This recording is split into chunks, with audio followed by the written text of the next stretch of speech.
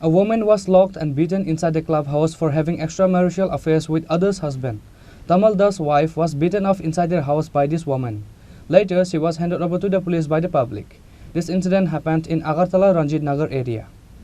Once again, there was an argument and fight between Tamal Das' wife and his girlfriend for having extramarital affairs. There was a turmoil in the family because of this matter from before. This woman was having affair with Tamal Das from the past 5 years. However, Tamal Das' wife realized about her husband's affair last 3 years back. On the day of Ashtami, few days back, Tamal Das' wife called this woman through phone and scolded her for having affair with her husband. Regarding this issue, this woman went to Tamal Das' house and beaten his wife out of anger on Wednesday. When Tamal Das' wife started screaming, the club members nearby went to their house in excitement, but this woman was trying to escape at that moment. However, the club members caught this lady. Moreover, this woman was locked and beaten inside the clubhouse for having affairs with others' husband.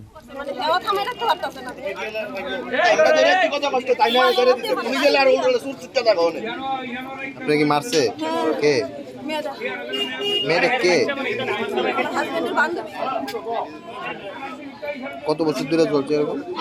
আমি জানি আছে 3 বছর।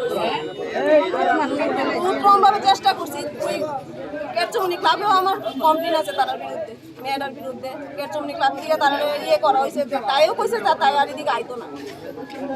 তারপরও তাই নানানভাবে হেরে করতেছে, টাকা পয়সার লিগেও প্রেশার ক্রিয়েট করে ঘরের মধ্যে।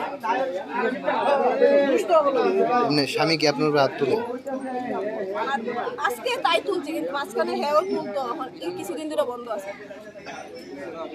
স্বামীদের কইছি নি বিষয়টা যে কেরে যায় যা ও মেয়ের সাথে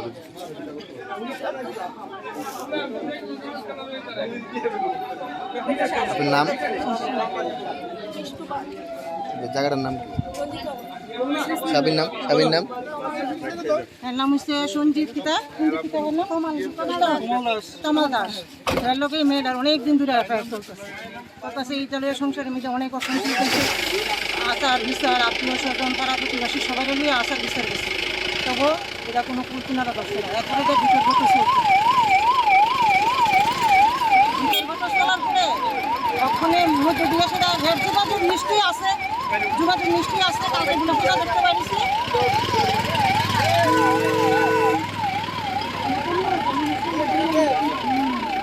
আজকে কি হয়েছে?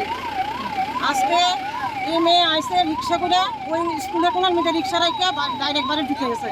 তারা ঘুমুন ঢুকে গেছে, এরপরে ডাইকে গিয়ে তুলছে। তুললে কোনো কথা নাই, তাইরে বাইর ফিরে সেটা ফিরে আরম্ভ করে দিচ্ছে। কালকে ফোন ফিরে বলে চিন্তা করছে, তোমার লোকে আমার কথা আছে, এটা তো এমনি শেষ হইতো না, তোমার লোকে আমার কথা আছে। আমরা তো বাড়ি করে সবাই চিৎকার চেঁচামেচি শূন্য, সবাই গেছে দৌড়াইয়া সেটা দিয়ে আমরা এই অবস্থা। তারপরে যাই না ক্লাব করে ঢুকানো হয়েছে, কারণ সবাই মিললে কোনো দোলাই দিতেছে, এলাকায় ক্লাব করে ঢুকানো হয়েছে। পুলিশ খবর দিয়ে এখন পুলিশের হাতে তুলে দেওয়া হয়েছে। এমনি কইতারিনি কতদিন ধরে এইভাবে চলছে? আজকে 4-5 বছর ধরে এরকম চলছে। ছেলেটারও কি দোষ আছে? ছেলেটা দোষ না থাকলে কি মেয়েটা এই পর্যন্ত আইতে পারে? Later, the news was informed to the police. After that, the woman was handed over to the police by the public. Bureau Report, Chini Khorang. গত বছরের ন্যায় দুর্গোৎসবের সমাপনে আগরতলার প্যারাডাইস চমুনি স্থিত সিটি সেন্টারের সম্মুখে আগামী 26 অক্টোবর বিকেল 5টায় মায়ের গমন অনুষ্ঠানের সূচনা হবে।